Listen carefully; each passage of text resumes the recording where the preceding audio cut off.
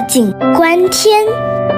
青蛙坐在井里，小鸟飞来，落在井沿上。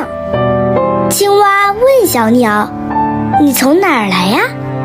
小鸟回答说：“我从天上来，飞了100多里，口渴了，下来找点水喝。”青蛙说：“朋友，别说大话了，天不过井口那么大，还用飞那么远吗？”